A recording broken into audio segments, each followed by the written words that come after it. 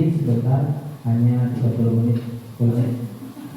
Ya, sebelumnya saya mengucapkan banyak terima kasih pada Bapak Ibu dan Ibu Kepala Sekolah yang sudah memberikan izin untuk berbagi atau pembahasan tentang budaya positif. Yang pertama, ini adalah penyebaran pemahaman budaya positif yang ada di SDN Karawang 2. Next dulu. Oke. Mari belajar bersama, berkolaborasi, saling mendukung, mewujudkan disiplin positif di sekolah kita tercinta. Next lagi. Nah, konsep utama modul budaya positif yang pertama, perubahan paradigma belajar. Kemudian positif faktor restitusi, disiplin positif, keyakinan kelas, ketiga restitusi. Next lagi. Nah ya, pembelajaran dengan paradigma baru. Perubahan paradigma baru dalam metode pembelajaran menjadi salah satu solusi dan alternatif dalam dunia pendidikan. Pembelajaran dengan paradigma baru merupakan pembelajaran yang berorientasi pada penguatan investasi dan pengembangan karakter yang sesuai dengan nilai-nilai Pancasila melalui kegiatan pembelajaran ini dalam dan di luar kelas. Lanjut lagi, next. Nah, ini pembelajaran paradigma baru memastikan praktik pembelajaran yang berpusat pada murid. Jadi pembelajaran kita tentunya fokus pada murid ya. Kemudian yang mana setiap murid belajar sesuai dengan kebutuhan dan tahap perkembangannya. Pembelajaran paradigma baru dilakukan melalui kegiatan pembelajaran di dalam kelas, intrakurikuler dan di luar kelas, kokurikuler dan ekstrakurikuler. Next lagi. Ini pembelajaran dengan paradigma baru dirancang berdasarkan prinsip pembelajaran yang terdiferensiasi sehingga setiap siswa belajar sesuai dengan kebutuhan dan tahap perkembangan untuk mewujudkan profil pelajar Pancasila. Nah, ini adalah profil pelajar Pancasila yang mana kita ketahui bahwa yang pertama beriman dan bertakwa kepada Tuhan Yang Maha Esa, berbinekaan global, bergotong royong, kreatif, mandiri, bernalar kritis. Ya, lagi. Pembelajaran paradigma baru, bagaimana seorang bisa berubah dan paradigma, stimulus respon kepada pendekatan teori kontrol. Ini Stephen Covey Center Leadership mengatakan bahwa bila kita ingin membuat kemajuan, pertahankan sedikit demi sedikit, ubahlah sikap atau perilaku Anda. Namun bila kita ingin memperbaiki cara-cara utama kita, maka kita perlu mengubah kerangka acuan kita. Ubahlah bagaimana Anda melihat dunia, bagaimana Anda berpikir tentang manusia. Ubahlah paradigma Anda. Kemudian skema pemahaman dan penjelasan aspek-aspek tertentu tentang realitas. Ini menurut Stephen Covey. Lanjut lagi, next lagi. Ini stimulus respon, realitas kebutuhan kita sama. Kemudian semua orang melihat hal yang sama. Kemudian kita mencoba mengubah orang agar berpandangan sama dengan kita. Berlaku buruk dilihat sebagai suatu kesalahan. Orang lain bisa mengontrol saya bisa mengontrol orang lain. Pemaksaan ada pada saat bujukan gagal. Kemudian model berpikir menang kalah. Ini teori kontrolnya. Realitas kebutuhan kita berbeda. Setiap orang memiliki gambaran berbeda. Kita berusaha memahami pandangan orang lain tentang dunia. Kemudian semua perilaku memiliki tujuan. Hanya Anda bisa mengontrol diri Anda tidak bisa mengontrol orang lain. Kemudian kolaborasi dan proses menciptakan pilihan baru. Model berpikir menang-menang. Lanjut lagi. Nah, ini beberapa contoh kejadian yang sering terjadi di sekitar kita, Bapak Ibu. Ya, pertama, kalau misalkan siswa membuat pelanggaran di sekolah, biasanya yang kita lakukan adalah pertama membersihkan toilet di sekolah, kemudian dijemur dan hormat bendera. Pernah Bapak Ibu ya, seperti itu ya? Ya pernah. Kemudian keliling lapangan atau push up ya, karena melakukan pelanggaran. Bagaimana tanggapan Bapak Ibu terhadap kejadian di atas? Bisa Bu Irma Bang tadi? Menurut gambar ini seperti ini, membersihkan toilet. Ya, pendapatnya bagaimana? Kalau menurut Bapak Ibu bagaimana yang ini? keliling di lapangan, kemudian melakukan push up, membersihkan toilet. Bagaimana tanggapan Bapak Ibu terhadap kejadian di atas? Ya, Bu Ros, barangkali silakan. Terima kasih atas waktunya. Mungkin saya mau menyampaikan hukuman terhadap siswa yang melanggar. Jika hukumannya seperti itu atau sifatnya fisik ya, keliling lapangan, terus membersihkan toilet, push up, menurut saya itu hanya akan dipahami siswa jika saya itu bersalah. Berarti saya harus dihukum, hanya merekam hukumannya saja. Sedangkan siswa itu kan masih seperti anak sendiri, anak kita ya, yang hanya bisa merekam, oh saya salah, berarti saya harus dihukum, tanpa tahu dia itu dihukum karena apa gitu. Jadi menurut saya hukuman seperti itu kurang efisien ya Pak gitu. Lebih baik kita kasih dulu pengertian kenapa saya dihukum, kemudian supaya kita tidak dihukum lagi, jadi tidak dulu dengan fisik gitu jalan keluarnya seperti itu Pak. Baik, terima kasih kepada Bu Ros yang sudah memberikan pendapatnya. Menurut Bu Ros, hukuman semacam ini seperti membersihkan toilet, kemudian keliling lapangan, push up dan sebagainya itu ini kurang pas ya, tidak cocok ya. Bahkan ini jangan dilakukan begitu ya. Nah, baik, next dulu, lanjut. Nanti disiplin positif nih, sesuatu yang dilakukan seorang pada orang lain untuk mendapatkan kepatuhan. Kemudian sesuatu cara untuk mengontrol diri, menguasai sendiri untuk memilih tindakan yang memacu pada nilai-nilai yang kita hargai. Dari gambar di atas jika diberi pilihan, manakah yang memiliki makna disiplin positif? Nomor 1 atau nomor 2? Next lagi. Ya, nah ini tentunya kita akan memilih angka 2. Betul ya Bapak Ibu ya. Tetapi pada praktiknya kita secara tidak sadar memaknai disiplin itu adalah sebuah usaha untuk mendapatkan kepatuhan terhadap suatu peraturan. Oleh karena itu, sebagai pendidik, guru harus mengerti konsep dari Dean Grayson 2001 yang menyatakan bahwa disiplin adalah usaha untuk mengontrol diri dalam memilih tindakan yang berdasar pada nilai-nilai yang kita hargai. Next lagi, Bu. Nah ini dalam budaya kita makna disiplin dimaknai menjadi sesuatu yang dilakukan seseorang pada orang lain untuk mendapatkan kepatuhan. Kita cenderung menghubungkan kata disiplin sebagai ketidaknyamanan, di mana ada kemerdekaan, disitulah harus ada disiplin yang kuat. Begitu ya Bapak Ibu ya.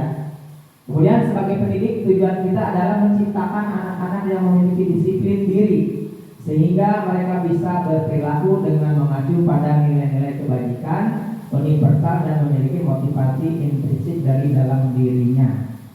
Ya, jadi dari gambaran tadi bahwa kita andai kata kita mempunyai persoalan masalah dengan siswa, maka tidak dibenarkan untuk hukuman apapun jenisnya. Atau hukuman yang mendidik sekalipun tidak diperkenankan. Karena apa? Nanti ketika ada hukuman seperti itu, anak malah istilahnya di dalam hatinya itu memiliki sifat dendam. Dalam artian don ya. Jadi ketika seperti kemarin kita ada anak yang berkelahi ya, Bapak Ibu, kita kan nggak ngerti ya menghadapi hak ini ya. Seperti saya juga sama, waktu sebelum masuk TGP ini kadang menghukum ya, muter-muter lapangan, kemudian suruh nyuci toilet dan sebagainya. Ternyata setelah masuk TGP ternyata itu jangan. Jadi kita harus memiliki budaya positif itu dengan menggunakan segitiga restitusi ya. Dalam artian kita memanggil dulu, contoh pada kasus anak yang kesiangan, kita panggil dulu, kemudian apa penyebab kesiangannya seperti itu. Kemudian kita gali, kemudian apa yang telah kalian langgar dalam kesepakatan kelas. Biasanya kesepakatan kelas itu di awal pelajaran atau di awal semester kita membuat kesepakatan kelas. Jadi kesepakatan kelas itu yang tadi Bu Kepala bilang ya, Di sana kita membuat kesepakatan dengan kelas kita, contohnya misalkan kelas 5 membuat kesepakatan bahwa kesepakatannya kata-katanya tidak boleh yang negatif. Jadi contoh, tidak boleh atau dilarang itu tidak boleh ya untuk kesepakatan kelas. Tetapi misalkan ini datang tepat waktu, boleh itu. Kemudian jika istirahat silakan di luar ruangan, itu kesepakatan kelasnya. Jadi ketika anak yang melanggar berarti anak-anak sudah melanggar kesepakatan yang kelas yang kita buat. Sekali lagi, tidak ada hukuman di dalam menyelesaikan masalah yang ada di atau yang timbul di sekolah kita, begitu. Lanjut lagi, dan lagi. Nah ini salah satu budaya positif yang digunakan pendidik untuk mengembangkan pendidikan karakter siswa, yaitu dengan menerapkan disiplin positif. Disiplin positif merupakan disiplin tanpa memberikan ancaman atau memberikan hukuman. Nah seperti tadi, jadi tidak boleh mengancam, tidak boleh memberi hukuman, apalagi sebetulnya berat ya Bapak Ibu ya. Ini merupakan teori-teori, tapi dalam aslinya prakteknya itu susah sekali. Tapi sedikit demi sedikit, ayo kita kembangkan, ayo kita atasi masalah-masalah yang ada di sekolah kita dengan tidak memberikan hukuman atau ancaman dan lain-lain. Begitu Bapak Ibu. Lanjut lagi, next. Ini konsep disiplin positif merupakan unsur utama dalam terwujudnya budaya positif yang dicita-citakan di sekolah kita. Menurut kajian Dewantara, disiplin positif adalah kemampuan seorang mengontrol diri dan menguasai diri untuk memilih tindakan yang mengacu pada nilai-nilai yang dihargai, agar tercapai tujuan mulia yang diinginkan seseorang yang memiliki disiplin serta tanggung jawab terhadap apa yang dilakukannya. Next lagi, lanjut lagi. Ya.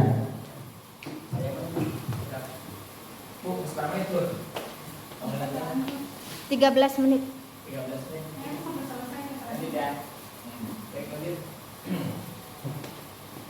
Nah ini Bapak Ibu, ini keyakinan kelas. Jadi keyakinan kelas yang tadi saya bilang, silakan Bapak Ibu membuat keyakinan kelas, terutama yang mempunyai kelas ya wali kelas, untuk membuat keyakinan kelas. Nanti keyakinan kelasnya bisa ditempel seperti kita membuat poster apa, jadi biar diingat. Boleh divariasi ya dengan gambar-gambar, silakan. Misalkan datang lebih awal atau tepat waktu, kemudian jangan ada kata dilarang atau tidak ya. Jika istirahat silakan di luar. Kemudian ketika jam di pelajaran dimulai, HP bisa dititipkan gitu kan. Terus terserah Bapak Ibu nanti tinggal ditempelnya misalkan 10 poin. Jadi nanti ketika ada masalah kita menggali keyakinannya dari situ. Misalkan keyakinan kelas apa yang kamu langgar, misalkan poin sekian gitu. Ini di lingkungan sekolah perlu adanya keyakinan kelas ya. Lanjut lagi. Nah ini keyakinan kelas. Contohnya ini. Bukan. Mengapa kita memiliki peraturan tentang penggunaan helm pada saat mengendarai kendaraan roda 2 motor? Mengapa kita memiliki peraturan tentang penggunaan masker dan mencuci tangan setiap saat? Next lagi. Nah ini keyakinan kelas. Mengapa keyakinan kelas tidak peraturan kelas saja? Terus pertanyaan, mengapa menggunakan helm dan mengapa memakai masker? Ini diibaratkan seperti ini ya untuk keyakinan kelas itu. Jadi keyakinan kelas itu suatu kesepakatan yang kita buat dengan murid, guru dengan murid, nanti disepakati, nanti ditulis, nanti ditempel, divariasi dan sebagainya, disimpan di tiap kelas ya. Mungkin nanti akan berbeda-beda tiap kelas untuk keyakinannya. Lanjut Bu. Ini contohnya Ibu, Bapak. Keyakinan kelas, datang tepat waktu. Nah ini, saling menghormati dan menyayangi, tinggal di luar kelas ketika istirahat. Nah ini keyakinan kelas. Berbicara sopan santun, berdoa sebelum dan sesudah belajar. Kemudian memakai seragam sesuai aturan. Nah ini adalah keyakinan kelas ya. Jadi tidak ada kata dilarang. atau dilarang misalkan, nggak ada ya. Jadi harus yang positif kata kami. Lanjut lagi. Nah ini langkah-langkahnya membuat keyakinan kelas dapat dilakukan dengan langkah seperti ini. Guru mengajak murid memikirkan dengan hati-hati tentang keinginan tentang kelas impian. Nah ini langkah-langkahnya, Bapak Ibu bisa gunakan seperti ini. Terus lagi lanjut. Nah ini kesepakatan kelas, selalu menjaga kebersihan, disiplin dan tepat waktu, saling menolong. Jadi nanti ketika keyakinan kelas, kesepakatan kelas di TPL itu anak-anak itu membaca tiap hari. Jadi sudah menjadi kebiasaan. Ketika anak mau melakukan hal-hal yang di luar ini, berarti dia mikir, oh itu kesepakatan kelasnya, nggak boleh seperti ini, nggak boleh seperti ini, begitu. Lanjut lagi. Nah ini sikap manakah yang menurut Bapak dan Ibu guru yang efektif untuk menumbuhkan sikap disiplin siswa di sekolah? Guru sebagai penghukum, guru sebagai pembuat orang merasa bersalah, guru sebagai teman. Kira-kira yang mana, Bu Irma? Guru sebagai teman ya. Kalau guru sebagai teman itu bahasanya lebih halus. Ujang kasep kemana kamari kan gitu. Kalau guru sebagai orang merasa bersalah mah selalu penekanan terhadap siswa ya jadinya. Jadi merasa anak itu bersalah don. Jadi kita rangkul dengan guru sebagai teman. Guru sebagai penghukum apalagi jangan ya, itu mah zaman dahulu yang kita ya, Wadi ya. Kalau sekarang nggak boleh Wadi. Ya lanjut lagi. Next sedikit lagi. Posisi kontrol guru.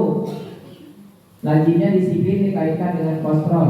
Dalam hal ini guru menghadapi murid. Paparan dari William Glasser dalam kontrol teori meluruskan berapa mikonsepsi tentang kontrol dengan perubahan paradigma tentang dunia pendidikan yang mulai dari diri sendiri untuk selanjutnya ditularkan kepada rekan sekolah. Maka kita akan mampu membuat perubahan di sekolah. Lanjut lagi. Ini miskonsepsi tentang teori kontrol. Ilusi bahwa semua penguatan positif efektif dan bermanfaat. Ilusi bahwa orang dewasa berhak memaksa. Ilusi bahwa kritik dan membuat merasa bersalah mampu menguatkan karakter. Ini konsepsinya tentang teori kontrolnya. Lanjut lagi. Nah ini jadi budaya positif selalu berpihak pada murid ya Bu. Ya berpihak pada murid. Jangan istilahnya murid malah di ini ya. Jadi tidak boleh ya. Tentunya hal ini diawali dengan merubah cara pandang kita akan murid itu sendiri. Salah satunya dengan penerapan disiplin. Disiplin erat kaitannya dengan teori kontrol yang menggunakan guru ketika menghadapi murid. Lanjut lagi. Nah ini 5 posisi kontrol guru. Ada penghukum. Ini tentunya tidak boleh. Membuat orang merasa bersalah juga tidak boleh.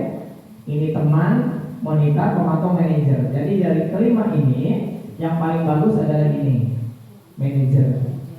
Jadi manajer itu yang pertama menanyakan sebab akibat anak itu melakukan sesuatu, kemudian mengontrolnya dengan minta bantuan kepada orang tua, berkolaborasi begitu. Contoh, nah gini, kemudian membuat kesepakatan dengan guru, nah dengan sekolah. Contoh tadi anak yang terlambat, kita tanya dulu permasalahannya apa. Misalkan dia nonton TV terlalu malam, nah terus di aplikasi keluarganya berarti orang tua yang harus mengingatkan, ya. Kemudian membuat kesepakatan dengan kita. Kalau teman itu kadang kalau anak murid diakrabin sama kita di baik-baik gitu ya, kadang suka ngelunjak ya bahasanya seperti itu ya. Kadang-kadang. Jadi ini masih kurang bagus. Ini juga masih monitor pemantauan 4 dan 5. Saya rasa itu bagus. Lanjut lagi. Nah ini yang penghukum ya. Seorang penghukum bisa menggunakan hubungan fisik maupun verbal. Orang-orang yang menjalankan posisi penghukum senantiasa mengatakan bahwa sekolah memerlukan sistem atau alat yang dapat lebih menekan murid lebih dalam lagi. Nah ini tidak boleh lah. Yang 5. udah hilangkan saja. Lanjut lagi. Ya, ini membuat orang merasa bersalah. Lanjut lagi, sama saja ini juga. Jadi membuat bos ya, ini teman masih mendidik ya. Tapi biasanya begitu. Kalau dibaiki malah dia nggak takut. Jadi seolah-olah kita sebagai temannya, ya. Gitu. Lanjut lagi. Dan saja lanjut. Nah ini yang paling bagus, posisi manajer. Lanjut lagi. Jadi selain mengawasi juga kita bisa berkolaborasi dengan orang tua. Nah ini tujuan akhir dari 5 posisi kontrol seorang guru adalah mencapai posisi manajer, di mana posisi inilah murid dapat menjadi pribadi yang mandiri, merdeka dan bertanggung jawab atas segala perilaku dan sikapnya, yang pada akhirnya dapat menciptakan lingkungan yang positif, nyaman dan aman. Lanjut lagi. Nah ini restitusi yang tadi saya bilang ya. Ini adalah cara-cara teknik-teknik untuk menyelesaikan masalah-masalah yang ada di sekolah kita, terutama dengan murid, Bu Haji. Ini tekniknya dengan pendekatan restitusi. Lanjut lagi. Yang satu lagi, nah ini yaitu ini. Nah ini kamu tentu punya alasan mengapa melakukan itu.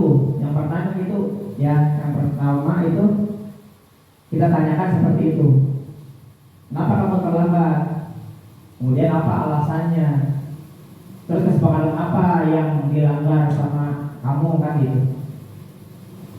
Begitu kan dia menjelaskan. Kalau misalkan kamu tidak terlambat, kamu sebaiknya ngapain gitu kan? Tidur tidak terlalu malam dan sebagainya. Ini ya, ini namanya segitiga revolusi. Ya lanjut lagi. Nah ini pada bagian dasar segitiga merupakan langkah pertama restitusi, yaitu menstabilkan identitas. Yang pertama itu. Terus lanjut lagi.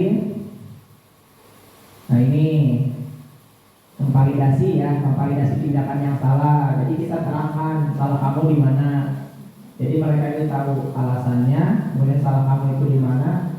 Terus keyakinan apa yang kamu lakukan next book. Nah ini keyakinan, menanyakan keyakinan. Keyakinan apa yang kamu langgar ketika kamu terlambat masuk, misalkan disiplin, tanggung jawab dan sebagainya. Lanjut lagi. Ini next lagi, lanjut. Konsep disiplin dengan identitas gagal. Nah ini ya, hukuman, menyakitkan, nah tidak boleh memaksa, murid menjadi rendah diri, apalagi lah, nggak boleh, ini jangan dilakukan. Kemudian tidak efektif, merusak hubungan sifat kiri, nah ini juga tidak boleh ya, ini identitas gagal. Selanjutnya next.